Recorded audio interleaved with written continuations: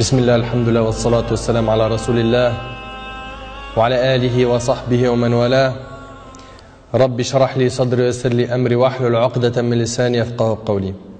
Et j'ai envie de vous raconter une super belle histoire qui a été racontée par un de nos savants contemporains. Wallahi al-azim, qu'elle est très émouvante. C'est l'histoire d'un homme qui a dit à sa femme: et si on allait manger dans un restaurant? Elle lui répondit: non, je te propose plutôt d'aller le demander à une autre femme. Moi je mange pas au resto avec toi, va manger au resto avec une autre femme. Il s'étonna, il lui dit: je t'invite à manger et tu me dis de sortir avec une autre femme? Mais comment ça? Je suis pas de ce genre d'homme. Et quelle femme tu parles? Et de quelle femme tu parles? Elle dit: ta mère. Imagine la scène.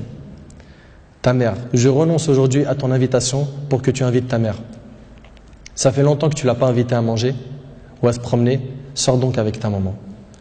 Il lui a dit qu'Allah te récompense. Et il a tout de suite appelé sa mère et lui a dit: maman, prépare-toi, je vais venir te chercher en voiture et on ira manger et se promener ensemble. Sa mère, elle n'a même pas cru. Sa mère ne l'a pas cru. Elle lui a dit: c'est vrai? Il lui dit: oui, par Allah. Viens aujourd'hui, on va manger ensemble.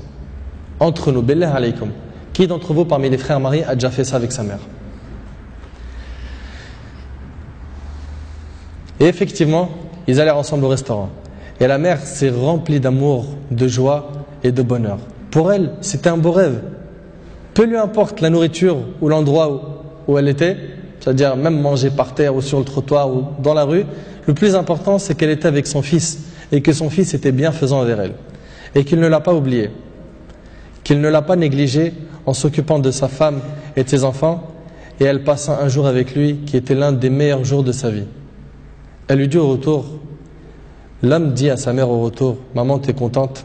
La sortie t'a plu? Elle dit: oui, wallahi, c'était masha'Allah. Elle dit: oui, qu'Allah te récompense. Il répondit: Inch'Allah, je le referai. Elle dit: non, Inch'Allah, la prochaine fois, l'invitation viendra de moi. Il lui dit: Inch'Allah. Et des semaines et des mois passèrent. Le frère a été occupé, puis sa mère tomba malade et mourra. Qu'Allah lui fasse miséricorde. Son fils était très triste. Et quelques jours plus tard, il reçut une invitation au restaurant pour lui et une autre personne, et cette invitation était déjà payée. Étonné, il se demanda de qui vient cette invitation déjà payée. Il est parti alors avec son épouse au même endroit où il avait mangé avec sa mère, et là une lettre l'attendait de la part de sa mère. Il y avait écrit: mon cher fils, qu'Allah te récompense, je t'avais promis de t'inviter au même endroit pour manger, mais tu étais souvent occupé. Et maintenant je tiens ma promesse et je t'invite avec ta chère épouse, et je t'invite avec ta chère épouse, qu'Allah vous récompense.